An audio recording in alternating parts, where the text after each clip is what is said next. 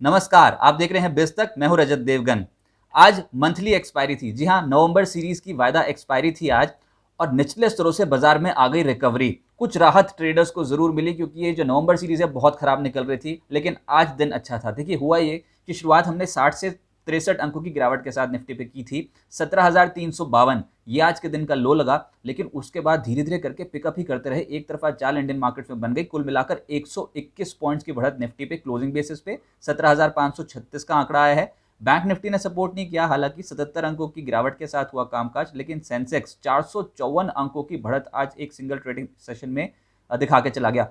और in fact advance decline देखेंगे तो 25 ऐसे शेयर्स निफ्टी के जो हरे निशान में बंद हुए और 25 ऐसे शेयर्स जो लाल निशान बंद हुए, तो ये तो हुआ 50-50। तो बाजार चढ़ा कैसे?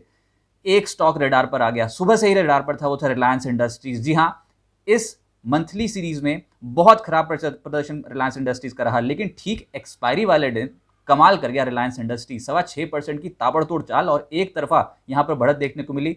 कल की क्लोजिंग थी 2351 की, आज की क्लोजिंग 2501, यानी कि कुल मिलाकर 150 पॉइंट्स एक सिंगल ट्रेडिंग सेशन में रिलायंस इंडस्ट्रीज चल गया।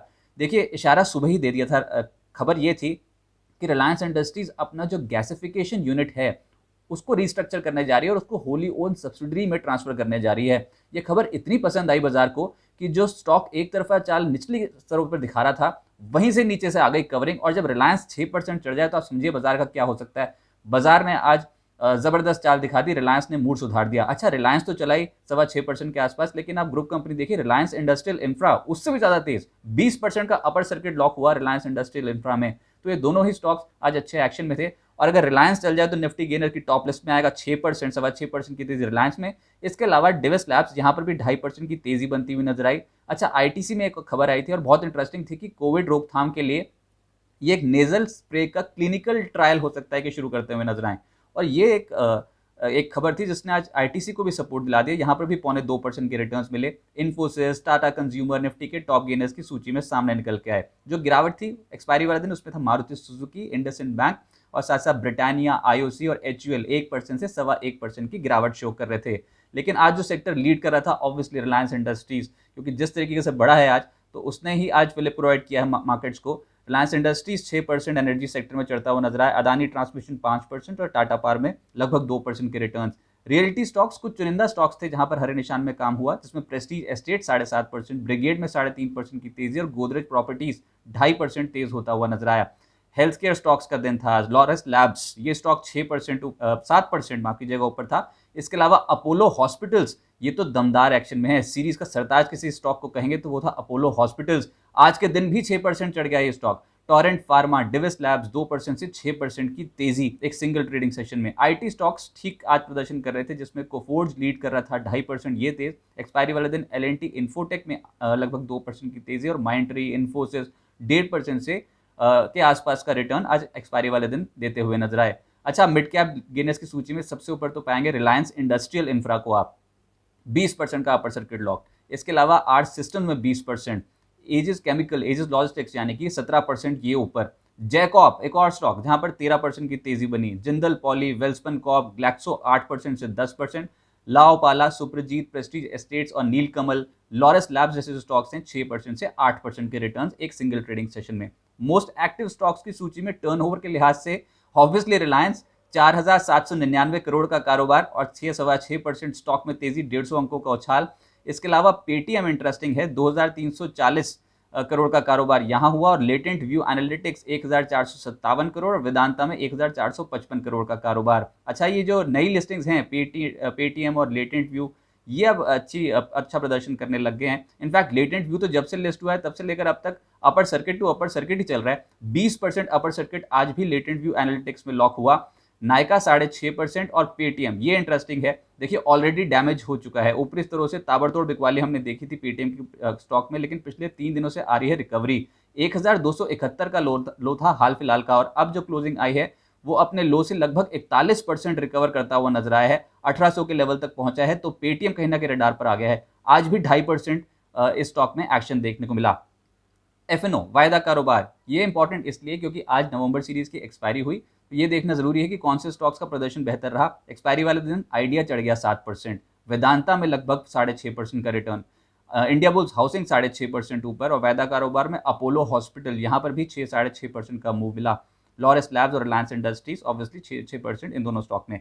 इसके अलावा जो गिरे उसमें सीमेंस, बाजार को बिल्कुल भी नतीजे पसंद नहीं आए और 4% इस स्टॉक में गिरावट देखने को मिली। इंडिगो 3.5% लुढ़का, मेट्रोपोलिस, इप्का लैब्स जैसे स्टॉक्स 2% से 2.25% के आसपास का गोता लगा गए, और फर्स्ट सोर्स सॉल्यूशंस और एयू बैंक यहाँ पर भी 2% की गिरावट देखने को मिली। बाजार की तेजी में कुछ ऐसे स्टॉक जिन्होंने 52 हफ्ते का उच्चतम स्तर छू लिया, उसमें Welspun Corp, Adani transmission, Shelley hotels और ग्लैक्सो को पाएंगे आप। KEI industries, TCI express, Trident और टीटीएमएल भी कुछ ऐसे स्टॉक्स हैं जिन्होंने आज 52 हफ्ते का उच्चतम स्तर छुआ। देखिए, नवंबर सीरीज बाजार को बिल्कुल पसंद नहीं आ रही थी। पिछले कुछ दिनों में कुछ ऐसा हुआ कि निचले स्रोत से कवरिंग आ गई।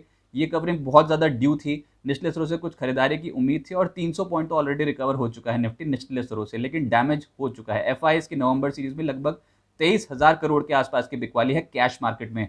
डीआईएस थोड़ा सपोर्ट कर रहे हैं, 16,900 करोड़ के आसपास की खरीदारी उन्होंने जरूर की है, लेकिन जब तक एफआईएस का मूड नहीं सुधरता तो बाजार में कोई बहुत बड़ी तेजी की उम्मीद करना बेकार है।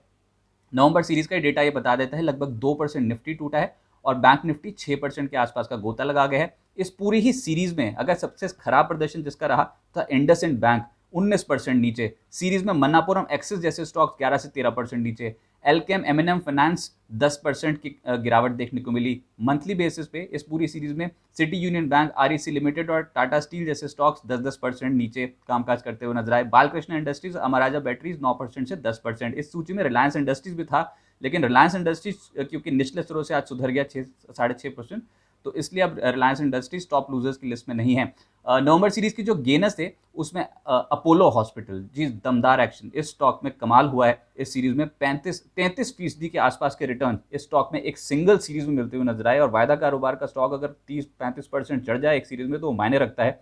अदानी एंटरप्राइजेस 26% उछला, वेदांता आइडिया 20-22% उछले, एस्कॉर्ट्स, एल&टी टेक्नोलॉजीज और जील 14% से 18% का रिटर्न देते हुए नजर आए। डेल्टा कॉर्प, टाटा पावर और टोरेंट पावर, ये कुछ ऐसे स्टॉक्स हैं जहां पर 12% से 13% के रिटर्न मिले।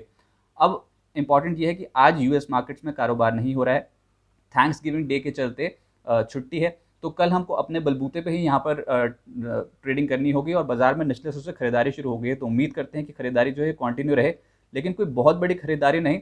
एफआईएस का सपोर्ट अगर मिला तो ठीक, लेकिन हम एक रेंज बाउंड एक्सपेक्टेशन अभी भी लेकर चल रहे हैं। ऊपरी स्तरों पर अगर निफ्टी माने तो 17,610, 17,630 ये एक बाधा की तरह एक्ट करेगा। देखिए, अगर 17,630, 17,610 के लेवल को तोड़ दिया और बाजार में वॉल्यूम्स बनने शुरू हो गए, क्योंकि अभी भी बहुत ज़्यादा ओवरसोल्ड हैं और किसी ना किसी तरीके से खरीदारी एक्सपेक्टेड है, अगर ये 17,610, 17,630 के लेवल को हम तोड़ पाए कन्विंसिंगली, तो हो सकता है कि अगले हफ्ते बेहतर चाल इंडियन मार्केट्स पे देखने को मिले। लेकिन जब तक ऐसा नहीं होता तब तक इसको मान लीजिए एक रेजिस्टेंस, और निचले स्तरों पे 17,460 और 17,420 ये एक सपोर्ट की तरह मार्केट पे एक्ट कर सकता है। तो उम्मीद करते हैं जितनी खराब सीरीज हम नवंबर की देखी, अब दिसंबर की सीरीज में राहत मिले, कुछ तेजी इंडियन मार्केट्स पे देखने को मिले।